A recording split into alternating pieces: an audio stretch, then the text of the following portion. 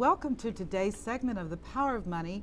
I'm your host, Michelle Graves, affectionately known throughout the United States as the Money Lady, involved in every facet of finance and money making since 1976, and I remain committed to bringing you information, financial information, that you can't find anywhere else, and introducing you to the world of individuals who are visionaries, people that see things and do things that help our community and our society, both nationally and internationally. So today I have another remarkable guest. For the next hour, just sit down and enjoy yourselves, because you're going to enjoy this lady. Her name is Idotha Bootsy Neal, and she is president of the Wright Dunbar, Inc., which is an amazing nonprofit organization with headquarters in Dayton, Ohio. And she's going to be talking with me today about reclaiming communities, innovation, collaboration, creativity, and vision. So you want to stay put to be a part of my world today as I bring you into the world of Bootsy Neal from the Wright Dunbar, Inc. in Dayton, Ohio. And good morning to you. Good morning, Michelle. Thank you very much. What a joy. I've so Thank enjoyed you. talking with you just in the brief moments that we've had before the show aired. Would you please tell our viewers a little bit about yourself and what makes your world? Give me some background and some history here. Actually, I'm from Buffalo, New York. That's where I grew up, and I still have family there. I then left, went to Howard University in Washington, D.C. Great school. For undergraduate school. And then in 1974, I moved to Dayton, Ohio, and I've lived here ever since, and I love the Dayton community. I can certainly understand why. I'm a Cincinnatian, but I have fallen in love with Dayton, Ohio. Amazing, innovative, creative visionaries. Seems to be a clustering point. I'm going to read this piece about the Wright Dunbar, Inc., because I think it needs to be read. And it reads, "The vision of Wright Dunbar, Inc. is to create a vibrant, urban, walkable community of innovation, creativity, and collaboration where diverse families, businesses, neighbors, and visitors live, work, recreate, and learn together as a testimony to the historic legacy of the Wright brothers and Paul Laurence Dunbar." Remarkable. Why don't you tell me a little bit about this historic legacy of the Wright brothers, which we always associate with airplanes and their vision, and Paul Laurence Dunbar, who is truly an icon of a black man. Yes. I mean, he stands head and shoulders above so many of us, and we're so grateful for his legacy.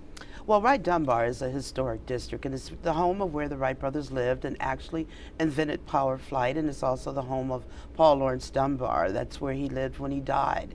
And those three geniuses were friends. And so we have a very important historic legacy. And it was the hub of the West Dayton community for decades. In fact, the Wright brothers printed some of the early works of, the first works of Paul Laurence Dunbar. They were his printers. Absolutely. That is so, you always associate them with airplanes. They were but printers. they were printers as well. Good.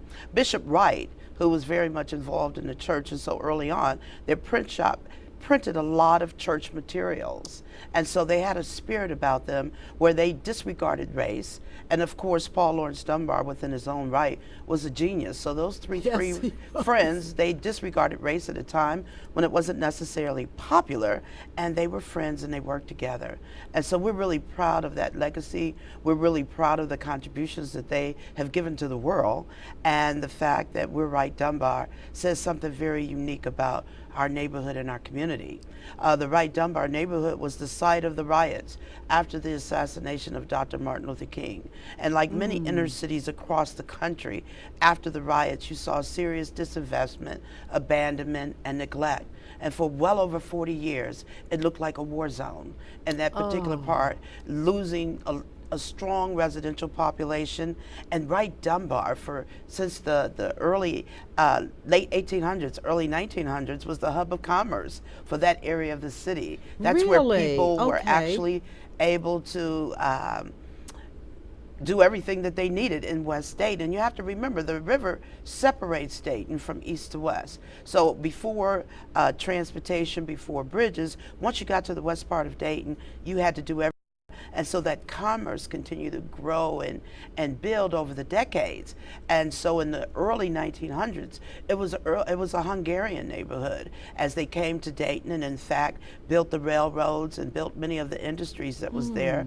And then in the 30s and 40s, when you saw the migration, Industrial Revolution, and African Americans were migrating to the north from the south, it became a strong working class African American neighborhood. And also because of segregation in Dayton at that time, it also provided a venue for some of the top entertainment in the country. Took place in Wright Dunbar on 5th Street, because we had the Palace, we had the Classic, and so you had icons like Sarah Vaughan and Duke Ellington, and they performed there. And so Wright Dunbar has a rich cultural history, a rich innovative history. It has a strong residential family component, and so from the 60s to the late 80s, it looked like a war zone. Oh my goodness. Yeah. Even with that rich history that you've just told me about, all of that went up because of the riots and the unrest. Disinvestment, the construction of 35 West, which divided the community, segregation that was occurring in the Dayton public schools at that time. So you saw people, and just lifestyle shift, urban sprawl, as you saw people begin to have different lifestyles, and as economic status of families moved, the suburban living became a lot more popular. And so within this inner city, with all of this rich history, you had building after building just boarded up, and actually roofs were in the basement. Structures were collapsing, and it was overcome with drugs and criminal activity and prostitution. But that's what happens when you don't have the resources, the investment, or the focus of any community, east, west, north, or south. And people did live in this community. It was the hub, it was the home. I think one of the greatest parts that I enjoy, Michelle, about the history, it's not a day that someone doesn't stop by the office and share that important, rich oral history. And they say it with such kinship and passion, and that's both black and white, because this was the hub of where families grew, and this is where they provided them with a strong foundation for family, community, spiritually, educationally, and they've gone on to do great things. That is so amazing. Yes. Like I said, such a rich history, and then here you come with your vision. Now tell me, when you walked into that situation, what made you accept the position? I have to ask that question. Well, I had the privilege of serving as a Dayton City Commissioner for 12 years. Oh my goodness. And part of our responsibility, of course, was the redevelopment and rebuilding of the communities within Dayton. And actually we had a very strategic plan on how we wanted to do that. We focused on the hub of the core of the region, which is downtown Dayton. And at that time we were focused on 3 components to help rebuild downtown: housing, amenities, and jobs. And so as we looked at what we needed to do to strengthen the core, that's when the baseball stadium was built, that's when Schuster Center was built, that's when Riverscape was built. And so that was part of the amenity base. Then we looked at housing, and that's where you had Cooper Place, you had the cannery built, you had other housing that came to downtown Dayton, the Firefly building. And then of course we looked at jobs, and we were able to at that time bring Relies On, keep rentals and rentals downtown, and trying to secure that base. But along with that strategic effort, there was also looking at a way to begin to do the redevelopment of the neighborhoods that were contiguous to downtown. And so probably the first one where you can see the greater success is what was called the Genesis Project. And the Genesis Project was focused around UD, Miami Valley Hospital, and that's what you see with the development that's still occurring along Brown Street. So in partnership with Miami Valley Hospital and UD's leadership and working with the city of Dayton, the Genesis Project was born. And so they looked at that historic neighborhood of South Park, and you saw the redevelopment. Well, then of course, you looked at West Dayton, and I thought it was very important that West Dayton was perceived as the weakest link. Right. West Dayton was the gateway to the western community and the western portion of the region of the county, and it's also a neighborhood where I lived and still live in West Dayton. And it seemed to me that we in fact should focus on the weakest link. Now, I wish I could take all the credit for it, Michelle, but also at that time, we were getting prepared for the celebration of the centennial of powered flight, 100 years of powered flight. And so many partners and many community leaders throughout the region realized that this important legacy that helped change the world, that was the start of a real global market in a significant way, looked like a war zone. And so as leaders got together, whether it was private sector leaders or political leaders, we realized that in 2003, we wanted to focus and showcase this historic legacy to the world, and it looked like a war zone. So absolutely, in partnership with a lot of wonderful people who recognized the importance of it. And there was a group under the leadership of an individual by the name of Jerry Sharkey, who actually discovered the buildings and the original sites of where the Wright brothers did all of their work.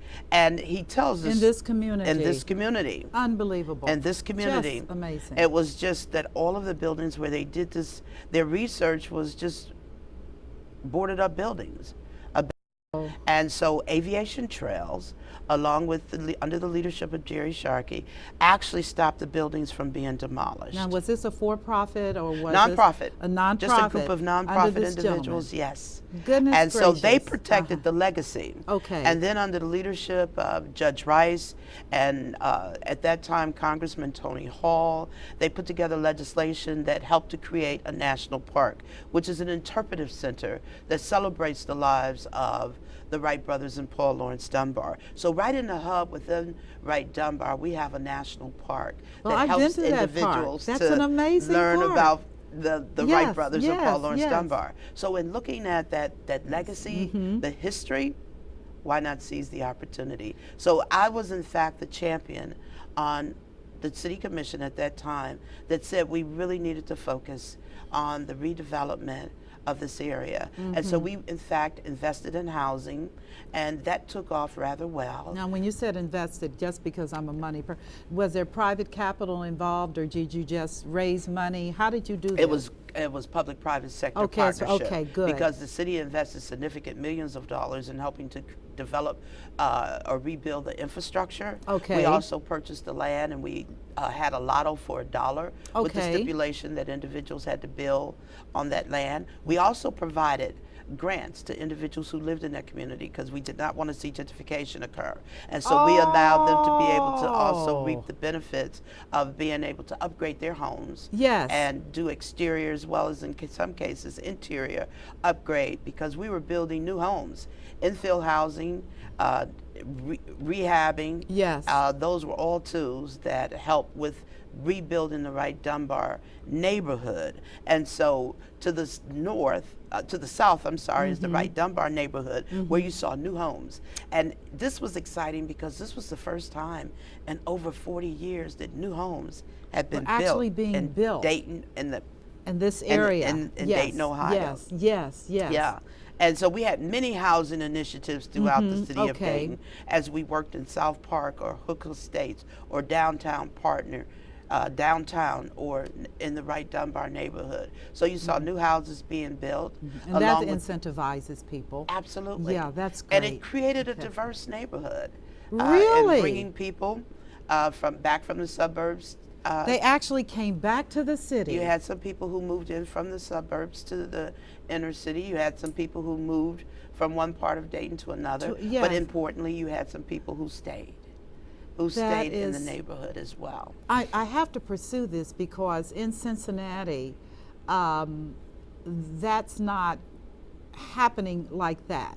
Well, you have one area, though, Yes. that I think is remarkable over the Rhine. Yeah, that's what I'm going to focus on. But Yeah. I don't know if, and of course I may be speaking out of tune here, but we just opened up this spectacular Washington Park across from Music Hall. And it's created some angst, but the reality is it is a completely open and fabulous park for people to do all kinds of things with their families. But the concern that continues to emerge is if this area is going to, now that all of this upgrading and capital development is taking place, whether the people that live there, because most of them are renters and not homeowners, how can they stay in this community that's being turned into homeowners? I think you have to use a lot of creativity and I partnerships. think you're right. And there has to be a commitment from the both public sector leaders as well as private sector leaders that this is what's going to occur. I agree. And I believe that when you have a diverse community of homeowners and renters, Yes. and that's what was significant and that what was important as we built neighborhoods decades ago. It was inclusive of everyone.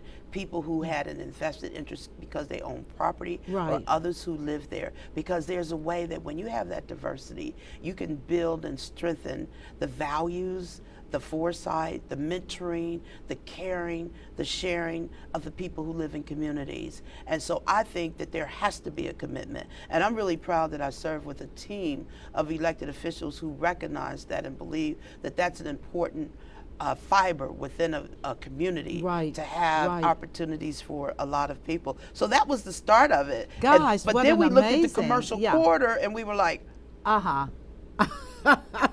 we've got to do something. We got to do something And here. never in Yeah. a million years did I think that I would have the privilege, the honor to work as a staff person of this organization. But I am now there, I've been there since 2005.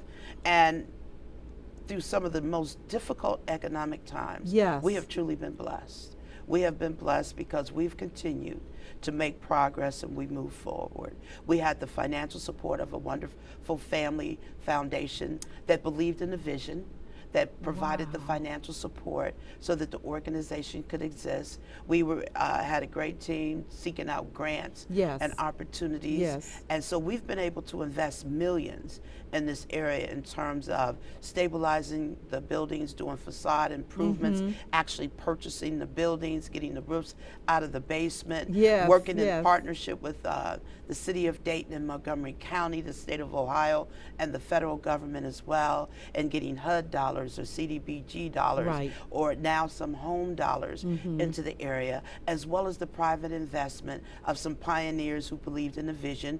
And we have Bing Davis Art Gallery in the corridor. We have the American-owned radio station, WDAO, under the leadership of Jim Johnson there.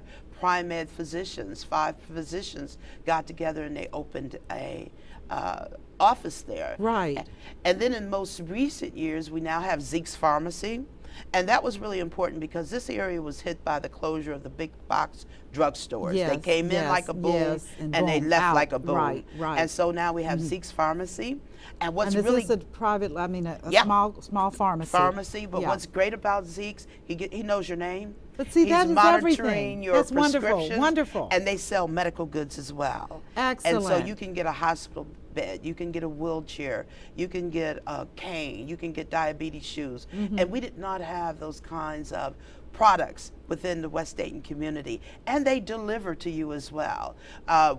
We always have been anchored with Chase Bank, which has Okay. been an icon in the Wright Dunbar community. They didn't leave, so they've always been there. But most recently, we were able to open a branch of Wright Pat Credit Union. Yes, of course. And then also yeah. we have a customer care center for Hospice of Dayton.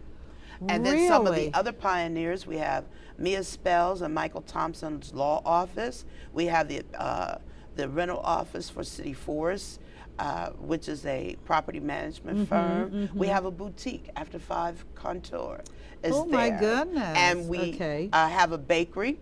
That Okay. was open, but now it's transitioning to new ownership and will be open again in about 30 days. Okay. And so we have But been. there's that vibrancy because in every community you have to have a stable business base Absolutely. for tax revenues, as well as a place for people to shop. We have a Christian bookstore. Oh, wonderful. And we now, how are your have- churches? Do you have a lot of churches in the area? We do, and we Okay. have the support of our churches. In fact, the church that I attend is not very far Wonderful. from Wright, Dunbar. It's about 2 minutes away. I go to Mount Eden Missionary Baptist Church under the Okay. leadership of Pastor Corey Pruitt, who's new to the Okay. area Oh, and good. dynamic. So Good. what you're seeing is that there's a revitalization, a engineering Yes. of this community Yes. that's an important part of the core of this region. And our vision is that hopefully we'll be able to spur economic development to go all the way to the VA, because the VA, which is west of Wright Dunbar, has an Okay. important history within itself, because it was one of the first 3 VAs that was commissioned by President Lincoln. And our My cemetery goodness. was one of the first to have both black and white Civil War soldiers buried in the National Cemetery. So as you Here can in see, Dayton. here in Dayton. Okay. So as you can see, 3rd Street is a corridor historic legacy. So Yes, from east yes. to west, because east of us on 3rd Street is the National Air Force Museum. And so if you travel, Which I have been to. so you can Yes, travel that's wonderful. from the Air Force Museum through Wright Dunbar all the way to the VA, and it is a corridor of history. Such history. And then not far from Yeah. there, also a new side of the national park, which will be at West 3rd, and Delphus is the Wright Beef Factory, where the first mass manufacturing of airplanes ever in the world took place in West Dayton. My words. Yes. Bootsy. Yeah. So This is hot. it is, and so Seriously. we're really excited. But Yeah. we have another project Tell that me. is coming forward. Okay. That in fact we're out on bids now, and will be under construction within the next 30 days. And I think that that's an important part of our history, and it's the Legacy Center. The Legacy Center will be constructed, and hopefully will be open in the latter part of the fall of this year. And the Legacy Center is going to protect as well as celebrate the legacy of many of the heroes and sheroes who helped to shape and form the history of West Dayton. My words. Yeah, and So that's so Paul, important. Paul Lawrence Dunbar, of course, who achieved such tremendous success by his genius and his brilliance, but he will have companions. He will have companions, because see, we Yeah. have the Paul Lawrence Dunbar Memorial, Right. which is one of the first, I believe, the first state memorial that ever celebrated an African American in the United States. But we have so many other important icons and legends in our community. Did you know Mike Sells potato chips started in a garage in West Dayton? The Mike Sales is Mike out Sell here. potato chips started in a garage on William Street in West Dayton. Really? We have, yes. And then also many of the funk sound. One of Oh, our yeah. major exhibits in the Legacy Center will be celebrating the funk groups that came out of Dayton. We have 12 national recording groups that came out of Dayton that 12? helped to change the music Goodness industry. great. I know Absolutely. Zap. Zap, Zap, Ohio Players, oh, yes. Heat Wave, Phaso, Slave, and some of the names Yes, are I escaping know, me, I know. but we're going to celebrate all of them. All And of them came out of Dayton. out of Dayton. Out of Dayton, Goodness Ohio. gracious. Well, I'm not kidding they you. I'm grew an up. Ohio Players fanatic. Yes. That's and we what want to we grew up celebrate with. their contributions, because they changed the music industry. They did They change. brought in instruments and a sound Yes. after that Motown sound that was unique. Yes. And so we don't want to lose those contributions. Out of Dayton. Out of Dayton, Ohio. Goodness Absolutely. gracious. Well, I will Yeah. tell you this, and we're going to talk more, because this is so, I'm learning so much. But again, as I said, that legacy of partnering and creativity and innovation. Let me say this. Our former president, Jimmy Carter, had his peace summits in Dayton. And a lot of people don't understand, why did he go to Dayton? Of all the cities in the United States to have a peace conference at that time, why did he pick Dayton? And I shared with people because if you look at Dayton's history and the tremendous diversity of population groups, that it's not just Europeans, but all kinds of Europeans, English and Scott and French and Germans and it's just a cosmopolitan, diverse community. And then you have your African American community, and then of course your other ethnic groups. But I've always felt that Dayton didn't toot their horn loud enough. No, right. They just kind of stayed on the backside and just did what they did. And I want to toot your horn because my production is up here. Yes. I am producing this show in Dayton, and I find the people here to be quite interesting. I love Dayton, Yeah. and I respect a lot of the individuals because it takes partnerships. It And does. so what we've done in Wright Dunbar could not be done because of Bootsy Neal. It is done because of a lot of people who believe in the vision, who contributed to the work, staff at the City of Dayton, staff at Montgomery County, NAHA, Aviation Trails, the National Park, the individuals. All of these people are working in concert. cooperatively. Yes. No egos and agendas, No. Bootsy? No. That is amazing. It really has been a partnership and a labor of love. Difficult times. I'm sure, you because know, differing opinions and values. But one of the things when you keep communication open, when you Yes. don't have a hidden agenda, when you know it's the right thing to do, and what I like about us is we're authentic. Our history is real. It's not something we're orchestrating. It's not something we're fabricating. But the Wright brothers and Paul Lawrence Dunbar lived there, and that spirit That still is resonates. so and so major. many. The Manhattan Project. An important part of the Manhattan Project is right down the street from the Paul Lawrence Dunbar House, the first manufacturing of airplanes in West Dayton. The groups that came out, and the believe list that. goes on and They on manufactured and on. airplanes. The first The in the first world. in the world Yeah. came out of this community. Yes, The absolutely. Wright brothers changed the world. They changed the world. They did. I And mean, Paul we're Lawrence benefiting, Dunbar, and he changed the world. through the power of the pen. Yes, he did. Began to make us look at the social injustices that were occurring.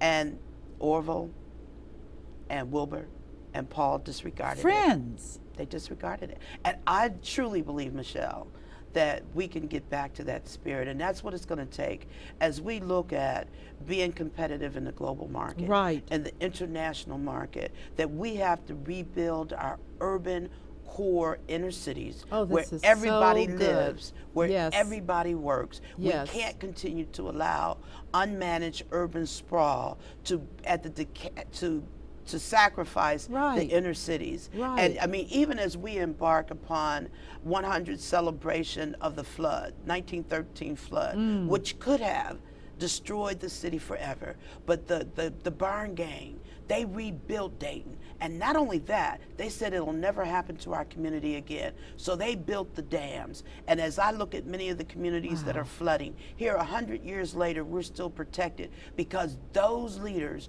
those Vision. individuals gave. Yes. It Yes. wasn't necessarily just the government, but they cared about the community, and they built manufacturing so that people could have jobs and people could feel good about where they live, and they Yes. could take care of their families, and they strengthened schools. And I truly believe that if we're going to continue to be a world power, Yes. if we're going to continue to make a difference in the world, that we have to rebuild every aspect of this community, every aspect of our neighborhoods, whether it's urban or suburban Right. or rural, Right. that we have to protect farmland, Yes, we have we to do. protect Yes, we green do. space, Yes. we have to protect our environment, but we have to work in concert so that we can have good quality schools for everyone, For regardless of everyone. race. Right. We have to Right. help our children learn languages, and so what I believe that we're doing at Wright Dunbar is just a small piece that's an important part But a of major building piece, though. Dayton again. I have to say, you may perceive it as a small piece, but as I shared with you before we came on air, I am a macro thinker as an economist and banker, and I'm always looking at the bigger picture, and I say little dots here and there connect to a big vision. And the fact that you have been focused, and with help, no question, Yeah. with tremendous support and help, makes this such a timely interview. And I just want to thank you for just sharing this with me, because this is what I believe has to happen. We must come back to community. Yes. This is unspeakable what is occurring in our country and the world today. With the level of suffering, and I talked about this on an earlier show, I don't disparage the wealthy, but you can't take this stuff with you. No. A hearse does not back up to a bank. It doesn't. And your children are going to squander your generation. The family has very little. And I said, so the opportunity does exist for fair-minded and honorable people of all races, all income strata, to really begin to work collaboratively with a vision for the restoration and re-energization of our communities. Because I'm a small town girl, and I grew up in a small community in Cincinnati at the time, and I walked to church, and I walked to Girl Scouts, I walked to the public library, I walked to the pharmacy, who was a little small pharmacist and sold things. And so everything, and you knew everybody, and you knew your business people, but they were involved in your activities as well. Yes. So it was no separation.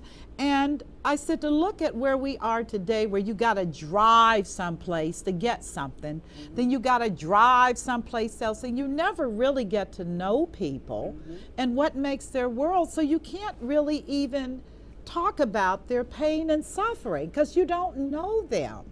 But I believe that history repeats itself. Oh, I'm so glad to hear And you here I say believe that. History's on a recycle. That Wright will prevail. I believe I so have too. to believe that. Yes. And that's in my spirit, that's in my continence of who I am. And so with that, I think the best is yet to come. I think it's part of a journey. And I think that it's important that we continue to be advocates. And it's a struggle. It is a is. struggle. It And is. sometimes you get discouraged because as a nonprofit, we're constantly having to raise money to do what it is that we do. But see, we're not just rebuilding buildings. We're building People. a space and place that's creating a neighborhood where people will live, work, and play, hoping to create jobs, provide quality services, provide an opportunity, not just for people who live there, but for generations to come. And so being a strong advocate, helping people to understand the importance of urban community, of the role that we play within the region, I think is critical and important.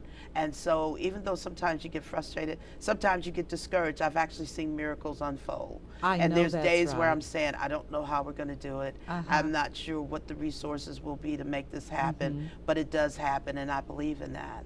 Are you challenged as we look at this new paradigm with scarce resources, governments obviously having trouble, not just our own government, but internationally? Have you seen an impact on your organization? Charitable giving is changing. Okay, talk about that. I still believe that, and I know beyond a shadow of a doubt, because we've been the recipient of the charitable giving of individuals within our community. We would not be where we are today had it not been for the Mattil Family Foundation and Clay Mattil's belief in the vision of this area. There's no doubt, and that it will in fact impact decades and generations to come because of his vision and his support.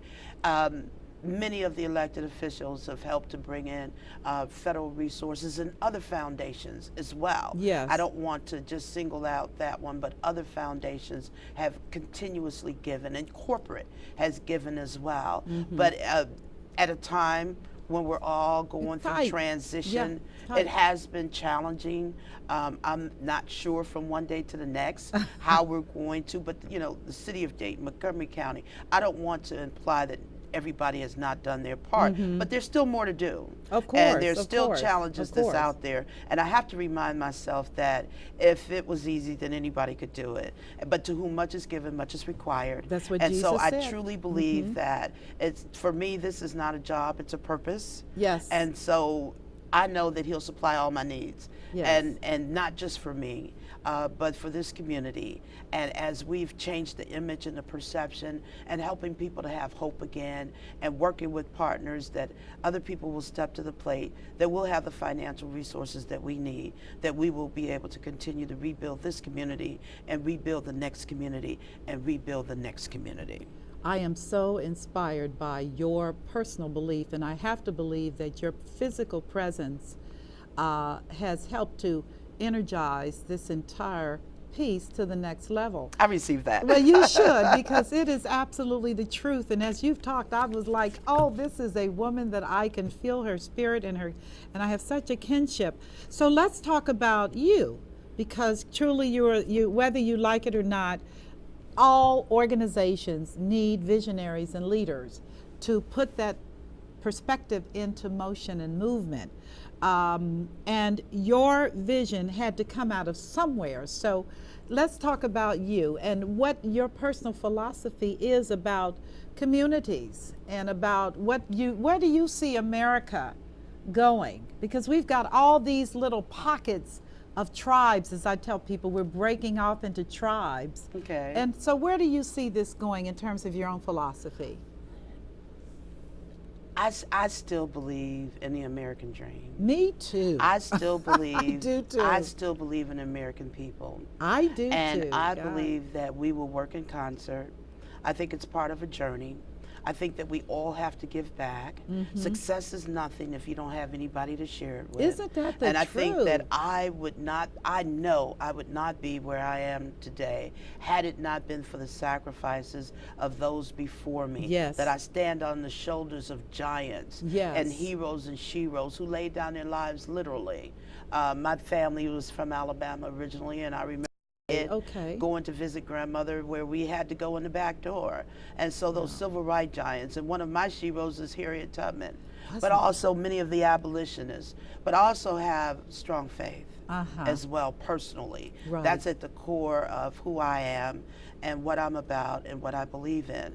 And so I think that part of what must happen is that we have a responsibility that we have to give to the next generation what was given to us. Yes, and I that totally agree. what would have happened if Harriet Tubman had gotten tired, or Sojourner Truth, or Ida B. Wells. Ida B. Wells, look or at many these, of the right, others. Look at these women. Fannie But Lou they Hamer. didn't. Yeah, but they didn't get tired. They didn't get frustrated. They may have gotten angry sometime. They may have gotten discouraged.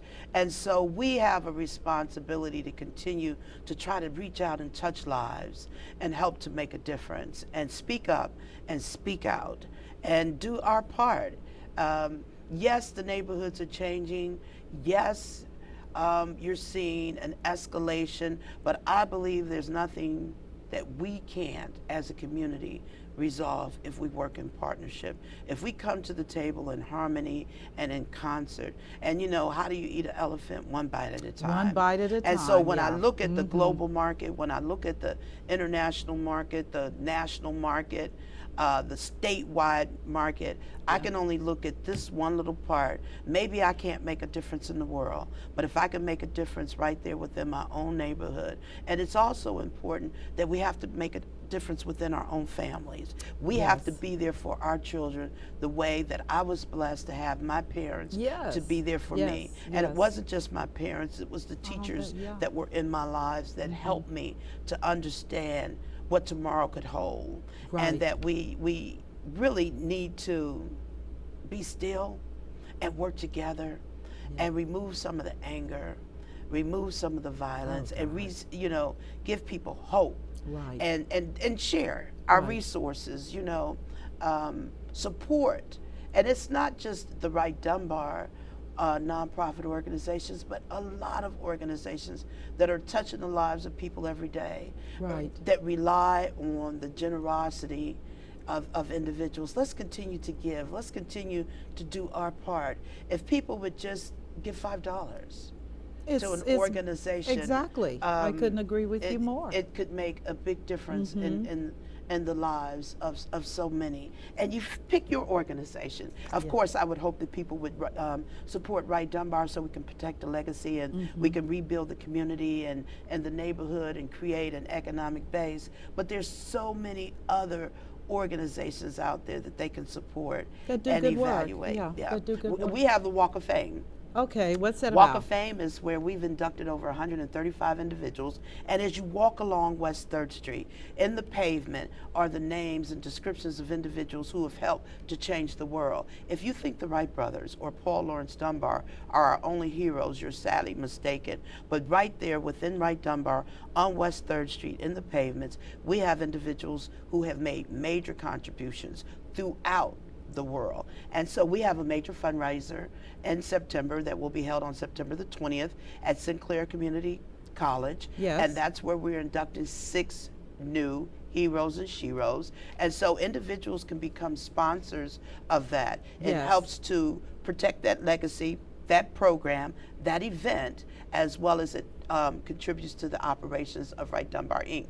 But what's also exciting about the Walk of Fame, we bring school kids to the area and they get to walk literally on the back of giants. But it also helps them with reading, because they have to read the pavement. They have to read about the individuals. We do have a tour guide book that gives you a little background about each one of the individuals who have been inducted, but then they go and do research about that individual, and then they write essays about the individual. In fact, Michelle, this week I'll be conducting 3 tours of individuals that will be coming down to Wright Dunbar Inc. to visit the Walk of Fame. And so the Walk of Fame is one of our major fundraisers. That's a way that a person can help to support. Right. And then on September the 14th, we're going to have Urban Nights. I invite you down. Oh, but you know I'm coming. It's on a Friday, 5 to 10. That's and we fine. have the art gallery. We have the gospel cafe.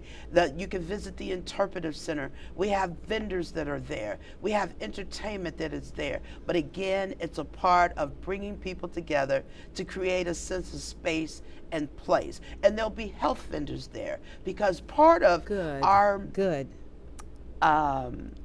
branding is that we are the legacy district, the legacy district of health and wellness, because we have at the gateway of Wright Dunbar, Casano Health Center, and Wright State School of Professional Psychology. And we're working with a special project with Wright State School of Professional Psychology that will bring 3 additional expansions of their clinic into Wright Dunbar. And then at the western portion of Wright Dunbar, we have the Charles Drew Health Center. And so within that, we have a health legacy district where we're helping people with mind, body, and soul. So whether it's the School of Professional Psychology, that we're dealing with your mind, or whether we're dealing with your soul and your spirit, it's the art that Bing Davis's bring out the creativity, or the music of WDAO, or the healthcare of Pri-Med, or hospice of Dayton, helping you deal with afterlife and that kind of care. But this is so organic. Yes. When I hear you talking about this, I just say this is such an organic move with so many dimensions of humans. From health and eating and creativity and all the things that make us so unique. And we have some of the best barbecue. Are you kidding me? Al's Smokehouse is opening. On your side too? On our side in Wright Dunbar. Of course, one of our anchors has been the Ohio Pawn Shop. High Bloom has been there for years. But we're coming back. This is so good. And you have to believe in that. And we have to believe in the United States economy as well. Yes. Well, I think it's going to be us. I'm going to tell you, Bootsy, and I said this, and it wasn't popular many years ago, but I said it may sound totally anti-global because I do travel internationally. I said, but we got to take care of home. There's something about the American spirit, no matter what country I was in. I was in China running around, and they know us. We exude a positivity that is not evident in other countries. Well, I remember I traveled to Bosnia shortly after the end of the war because of the Dayton Peace Accords were here in Dayton, and I was the elected official. And I remember arriving at the airport and about to get into a cab, And the cab driver said, "Where are you from?" And we said, "Dayton." And he said, "We love you because you brought peace to the world." And I had an opportunity to see war up front because it had just ended. And the family that I stayed with, I was able to see the bullet that went through right over her bed. And I remember thinking, this is war for real. And when we flew back in, I was so thankful for the United States. Oh my God. But when you travel to other parts of the world Yeah. and you see the devastation or the challenges that they're faced with, you Incredible. realize that we can overcome all of ours. Yes. But you know, there's a war going on right here. We've got to embrace our young people to help them to understand and respect life. Yes. And to end the violence. Yes. And work in concert. But we also have to not just say that in words. We need small businesses to give these kids a second chance. Yes. Those individuals who maybe made poor choices, which we all did. Yeah. But I'm That's thankful part of that being the young. poor choices I made weren't life-changing forever. Right. But we got to give them jobs. We've got to create opportunities where they can earn a living wage. And we have to do it with providing them with a good education, supporting our school system and the teachers that are in the classroom so that they can be competitive in a global market. You know, education for me was not an option. My parents instilled that in me, saying that that's how you were going to be able to survive. And your grandparents. And my grandparents, okay, that's right. Let's go on, Absolutely. Like you're going that's to right. college. You didn't have a choice. I think in the conversation. I think there's four ways you can empower people. Educationally, which I've committed my life. I'm still an adjunct at Central State University. Congratulations. And I worked there for 18 years as an administrator. Politically, I had the opportunity to serve as an elected official. Economically, I believe that what we're doing in Wright Dunbar now is contributing to the economic fabric of our community, but also spiritually. I believe that it's important that we embrace religious institutions within our community and helping them to become more involved in the community to help change lives and meet those needs as well, because none of us can do it alone. Not at all. So I think educationally, economically, spiritually, and politically, we all have to work in concert. And with that, we will again be a strong force within the global market. I'm excited about that. I saw in reviewing your resume that you have spoken and been and presented in South Africa and other African countries. Zambia, South Africa, Rio, Israel, Germany, Japan. Goodness gracious. Now, what could you say as you went into particularly Africa, because that, of course, is where my heart has been for so many years in terms of the women, empowering the women economically. But as you look at a continent that is so huge and full of so many challenges, do you see any correlations or any skill sets from the Wright Dunbar project that you could bring into those economies? I think it's important that they look at the resources they have right within their own community. Okay. When you look at the global market, you can always say what you don't have, but you need to focus on what you do have. I and like whatever that. it is that you have, build upon that. And you have to start small, but I think more importantly, believe in it. And we need to take whatever that resource is. Part of my job when I was there working with USAID is that we were helping them to understand how to do local government. Because see, apartheid had just ended. And so as a part of this project, we went in to help them in terms of helping to rebuild local government, how to govern themselves. But I think a part of it is take whatever resource you have, no matter how small it may be, but believe in that, work with that, bring in partnerships, protect it, and work in concert, and make sure that you share. Powerful. See, when you include other people and not just yourself, and you can't do it for the title, you can't do it for the visibility, but also understand that leadership, there's a penalty for being in leadership. And sometimes you have to stand alone. And people don't understand you, and people don't like you that don't even know you. But you have to be strong, and that's where your faith becomes an anchor for allowing you to stand and doing what it is that needs to be done, and then not being afraid to ask for help. Right. Get out of the way, because you won't Right. know everything. Right. You And you do can't everything, know everything either. So you have to Right. reach out and And get be partners willing. and be willing to have people help you. Right. And then you also have to know when it's time to back up. Mm-hmm. And when to move over, and when to mentor someone to take your place, because sometimes we stay too long. Yes, we And do. we need somebody yes, we with do. the And move 'em energy on. and somebody to come in. So there's opportunities that I think in every country, that if you work in concert, look at your resources, take a neighborhood, take a tribe, take an area, build it up, make it strong, because we know that we can. Because within Africa was some of the first in the world. Oh my goodness. And that's documented and recorded. Yes. And so when you believe in that, and when you know your history, when you know where you're coming, when you know where you come from, you know Yes. where you're going. Right. And see, I know I come from a line of strong individuals with strong faith, who believe in people, who Yes. care about people, who love people, Yes. who taught me to love myself. Yes. Then I have to continue to believe that that's the way things will happen, and that's how we'll make progress. I am so impressed to hear you say this, because, and you don't even know how much you are ministering to me, because of my life story, which has been one of just giving and sharing and loving and caring.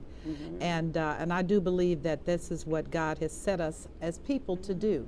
Absolutely. That we don't run this ship. It's His ship. We are blessed to be a part. Absolutely. But it's not our ship. It's His ship, and it is His story. So when I listen to you talking about that, it just kind of affirms a lot of things in myself, because it can be a lonely journey. And you Sometimes. can be misunderstood Yes. a lot, particularly as a female. Absolutely. You know, as I tell folks, there are Lucys, there are Charlie Browns, but there are Lucys too. And Right. we're going to get in the sandbox, and the dynamics will change.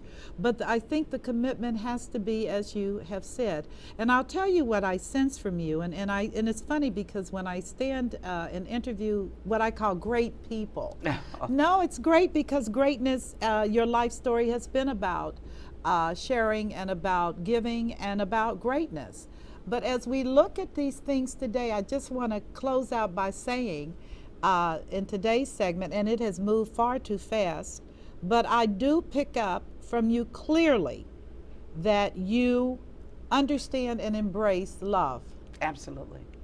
You do. And Yes. that resonates all over you, that you are a woman who loves unconditionally Yes. and expansively, Yes. which is where we have to be today, because I firmly believe that the family is under attack. Our young people are the victims, because they haven't had the same guidance in so many cases that we were blessed with. We That's had right. fathers and mothers that were strong, and grandmothers and great, right. and they just didn't take any nonsense, you know, and you Yeah. called them yes ma'am and no sir, and if you look funny, you'd be minus a face. That's absolutely You'd right. be minus, and they'd say, if you can't call 401 kids, because we will not have you here. You won't be around to call anybody. But out of that background, and cushioned with tremendous love, we Yes, were love. loved. Unconditionally. And love overcomes and drives Absolutely. so much. So I think that as I listen to you today, and you're expansive and frankly overwhelming. No, it's not bad. It's just a mark of greatness, because you've seen things that other people do not see. And you have allowed God to use you Oh, yes. to take you into venues locally, nationally, and internationally. And that's what leaders do. Just by their very vision, they change lives. And we're at that perfect storm, Bootsy, right now. We're here. Yes. America's on a path. And we are going to have to come back to the basics of love And faith. and faith, And faith. and believing that the future Yes. is brighter That's right. than the past. That's And right. that with all of us working together, collaboratively and cooperatively, and as you've said here, it's so beautiful, which is live, work, recreate, and learn together. That is powerful. Yeah. And I just want to thank you for having been a part of my world and my viewers who watch this show in so many cities, just to know that this has been fantastic and wonderful, and I just send you great love and blessings. I receive that. Because you are Thank you are loving with a purpose. Thank you. You are. Thank you so much. It's God been a bless pleasure. you so Thank you so richly. much. You take care. And to those of you that are watching today's segment of Power of Money, I'm your host, Michelle Graves, interviewing Idotha Bootsy Neal, president of Wright, Dunbar, Inc. in Dayton, Ohio, and a phenomenal woman. You need to make a little square with your name on it before you leave Earth.